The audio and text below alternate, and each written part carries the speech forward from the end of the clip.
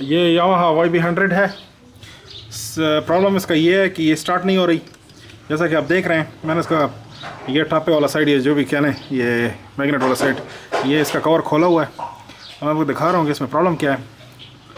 ये इसका CDI unit है जो कि यहाँ पे लगा हुआ है, ये इसका कनेक्टर है। ठीक है जी। अब इसका प्रॉब्लम थोड़ा सा डिज़ाइन का मसला है इसके अंदर। वो डिज़ाइन का मसला मैं आपके सामने करता हूँ कि किस तरीके का है।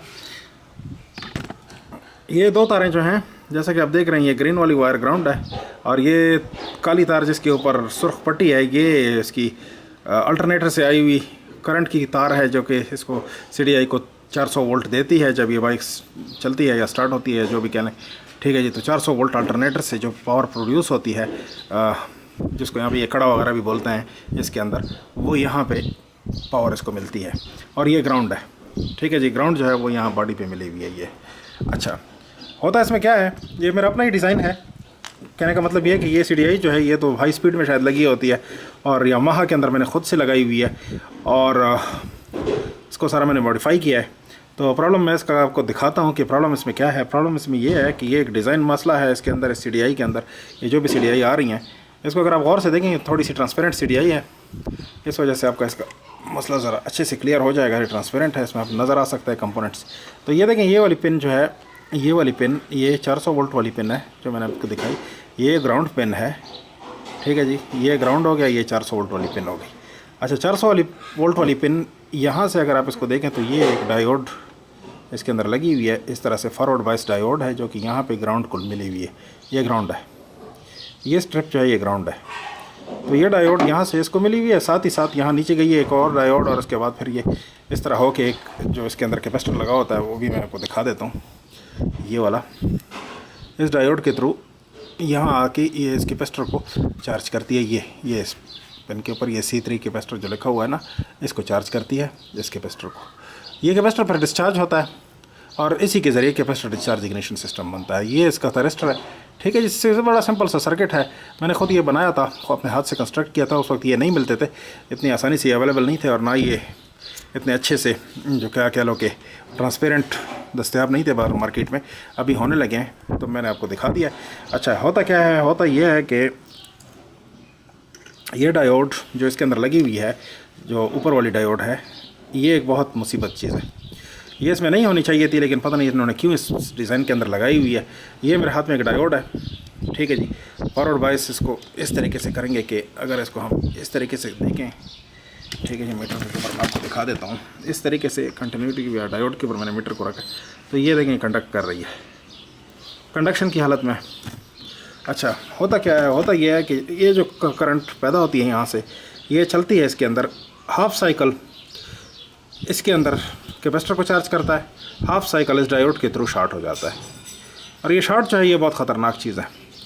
शॉर्ट की वजह से इसके अंदर जो लगी कॉइल है वो जल जाती है, और ये जल चुकी है। इसके अंदर जो कॉइल लगी हुई है वो अभी आपको दिखाऊंगा, और आपको दिखाऊंगा भी कि किस तरीके से मुझे पता चला कि ये जली हुई है। डायग्नोस्टिक, ट्रबल शूटिंग सब मैं आपको इसका सामने करता हूँ ताकि आपकी भी ये इन्फॉर्मेशन काम आए, और इसका हल भी मैं आपको बताता हूँ। हल इसका बड़ा आसान सा है। हल ये है, ये 12 साल पहले 15 साल पहले मैंने CDI इस बाइक पे लगाई थी, तो उस वक्त मैंने इसको हल कर लिया था इस मसले को। फिर बाद में इसके साथ जो कुछ भी हुआ, CDI निकली, अब दूसरी CDI लगाने लगे हैं, तो दोबारा ये मसला आ खड़ा हुआ है। हल इसका ये है कि ये जो पिन है जहाँ पावर आ रही है, इसके ऊपर एक ऐसी डायोड लगा दी जाए। यहाँ पे ऐसी डायोड लगा दी जाए, या इसकी तार में जो ये इसकी वायर है, ये रेड कलर की वायर है, इसके अंदर ये डायोड फॉरवर्ड बायस में इस तरह से लगा दी जाए। तार को काट के इसके अंदर ये डायोड इसके ऊपर लगा दी जाए, तो फिर ये मसला हल हो जाएगा। या वाइंडिंग के अंदर लगा दी जाए, जहाँ पे भी आप मुनासिब समझें। तो एक 1000 वोल्ट की डायोड लेके, ये 1000 वोल्ट की नहीं है, ये मैंने सिर्फ डेमोन्स्ट्रेशन के लिए बताई है। 1N4007 नंबर है उसका, 1000 वोल्ट वाले का आम दस्तियाब डायोड है। अगर वो लगा दी जाए इसके अंदर, तो फिर ये मसला हल हो जाएगा। अब मैं आपके सामने ये कॉइल, इसकी थोड़ी सी ट्रबल शूटिंग करता हूँ कि किस तरीके से मुझे पता चला कि ये जो है तो कॉइल शॉर्ट हो गई है। तो मीटर को ओम रेंज पे करते हैं। ये ओम है, कंटिन्यूटी नहीं है, पहले कंटिन्यूटी था। यहाँ पे इसकी रेजिस्टेंस चेक करते हैं इस कॉइल की। इसकी रेजिस्टेंस जब मैंने ये वाइंड की थी सबसे पहले, तो उस वक्त इसकी रेजिस्टेंस 120 ओम थी। अभी देखते हैं कितनी है। अभी देखें तो 107 ओम तक आ रही है। ठीक है जी। तो ये वेरिएबल रेजिस्टेंस है, जब थोड़ा सा ये बाइक चलता है तो चेंज हो जाती है, 60-70 पे भी आ जाती है। तो ये कोयल जो है ये जली हुई है, इस कोयल को हम रिवाइंड करेंगे और फिर ये मसला दुरुस्त हो जाएगा। ठीक है जी, इस तरीके से मैंने इसको पकड़ा है। तो कोयल निकालने का तरीक़ाकार जो है वो मैं आपको दिखाता हूँ किस तरीके से कोयल निकालते हैं। ये मेरे हाथ में जो है तो 19 मिलीमीटर का सॉकेट है और ये जो है तो ब्रेकिंग बार पे लगा हुआ है। तो आप इसको 19 मिलीमीटर का सॉकेट लगा के तो इसको निकाल सकते हैं। एक स्क्रू ड्राइवर आपको चाहिए होगा जो कि इसको पकड़ के रखे। ठीक है जी, ये उस तरफ को घूमेगा, यूँ करके इसको लगाइए और फिर इसके अंदर पकड़ाई अच्छे से होनी चाहिए ताकि कोई अंदर किसी चीज़ को डैमेज ना कर पाए। डैमेज ख़तरनाक चीज़ है, डैमेज हम नहीं करेंगे। तो उसको पकड़ के अच्छे से स्क्रू ड्राइवर को डाल के उसके बाद इस नट को लूज़ कीजिए जैसा कि मैंने कर दिया आपके सामने, और किसी चीज़ को डैमेज भी नहीं किया। ठीक है जी, तो इस तरह से करके अब हाथ से भी इसको खोला जा सकता है।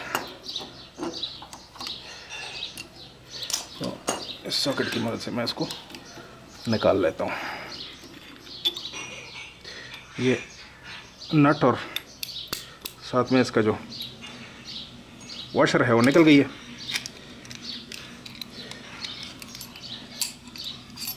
ये दोनों निकल आए हैं। ठीक है जी, अब मैं इसको मैग्नेट को निकालता हूँ।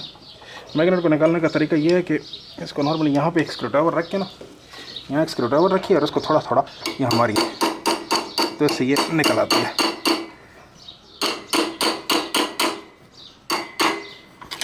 थोड़ा सा इसको स्क्रू ड्राइवर पर दबाव डालिए,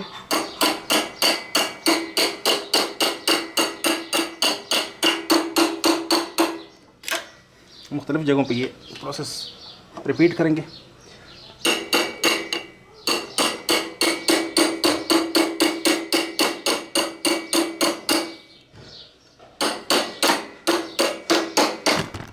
खुल गया है मैग्नेट। तो ये जनाब मैग्नेट निकला है। इसकी यहाँ पे की होती है, उसको भी निकाल लेते हैं। ये की है। ठीक है जी, ये निकाल ली। ये कॉइल है जो कि जली हुई है और जिसको अगर सूंघेंगे यहाँ से तो जलने की बू आ रही है। इंसुलेशन ब्रेकडाउन हो गया इसका। तो इसको एक स्क्रू ड्राइवर की मदद से खोलेंगे, अलग करेंगे। उसके बाद फिर मैं आपको इसको दिखाता हूँ। यहाँ से इसका कनेक्शन है, ये भी खोल लेते हैं।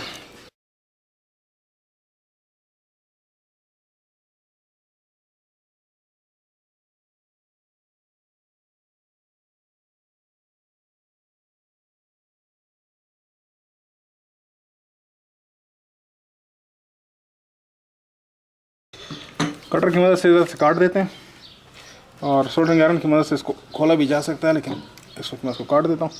ठीक है जी, ये वायर जो कि वो रेड वायर ऊपर जा रही है, वो एक फिलिप्स स्क्रू ड्राइवर की मदद से हम इन दो स्क्रूज को खोलते हैं।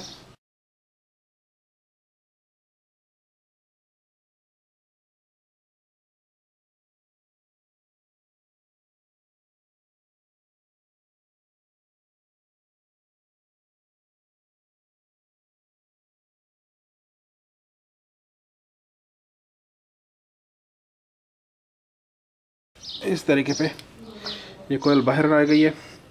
देख सकते हैं एक टर्मिनल इसका यहाँ स्क्रू के ऊपर ग्राउंड है, दो टर्मिनल यहाँ पे हैं। ये वाला इस्तेमाल हुआ था, ये हमने इस्तेमाल नहीं किया था। बहरहाल 2000 चक्कर हैं इसके अंदर पतली तार के। नंबर 48 है या 39 है। यहाँ से ये गर्म हो चुकी है, आप देख सकते हैं कोयल यहाँ पे हीट होने के निशानात नज़र आ रहे हैं आपको। ये टेप पिघल गई है। तो ये कोयल जो है ये इस तरीके की बेकार हो चुकी है। हम इसको खोलेंगे, इसकी इंसुलेशन और दोबारा इसको रिवाइंड करेंगे। रिवाइंड करने का प्रोसीजर जो है वो भी मैं आपको दिखाऊंगा पूरा कि कैसे इसको रिवाइंड करते हैं। रिवाइंड करने का तरीकाकार ये है कि यहाँ से जब हम इसको खोलेंगे, मैं आपके सामने थोड़ा सा खोलता हूँ, काटते हैं इस थ्रेड को।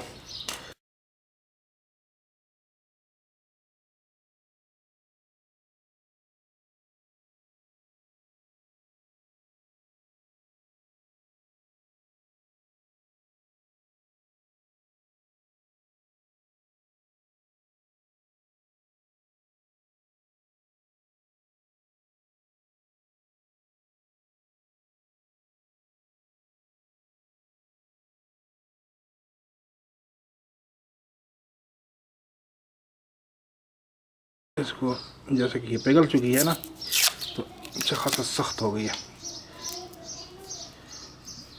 यहाँ थोड़ी सी और थ्रेड है, इसको भी काट के अलग कर देते हैं।